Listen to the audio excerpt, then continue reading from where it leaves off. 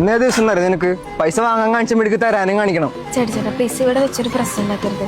എന്റെ office area ആണിത്, എല്ലാവരും ശ്രദ്ധിക്കും എന്നെ. പ്രശ്നം ഉണ്ടാക്കണ്ടെന്നാ എല്ലാരും അറിയട്ടെ പൈസ മേടിച്ചിട്ട് മുങ്ങി നടക്കാന്ന്. എന്താ സ്ഥിതി പ്രശ്നം? ഇടപെട്ടാ നീ തരോ പൈസ അവളുടെ? എടാ വേണ്ട ചേട്ടാ ഇപ്പൊ പോലെ 2 ദിവസത്തിനുള്ളിൽ തിരിച്ചു തരാം. 2 ദിവസം 5 മണിക്കുള്ളിൽ കിട്ടിയിരിക്കണം. അവനെന്തിട്ട് ഇത്ര പറഞ്ഞു പോയാൽ അവൻ എത്ര പൈസ കൊടുക്കാണ്ട്? എടാ കഴിഞ്ഞ മാസം അച്ഛൻ്റെ ഓപ്പറേഷന് വേണ്ടി ഞാൻ അയാളുടെ നിന്ന് ഒരു 30,000 രൂപ മേടിച്ചിട്ടുണ്ടായിരുന്നു.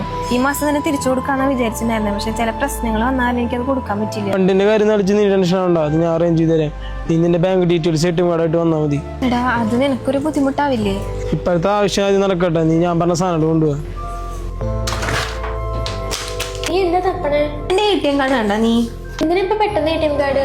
നമ്മുടെ ആദർശ് ATM കാർഡും ബാങ്ക് ഡീറ്റെയിൽസും കൊടുത്തിട്ടുണ്ടെങ്കിൽ കുറച്ച് ഫണ്ട് അറേഞ്ച് ചെയ്ത് തരാമെന്ന് പറഞ്ഞിട്ടുണ്ടായിരുന്നു.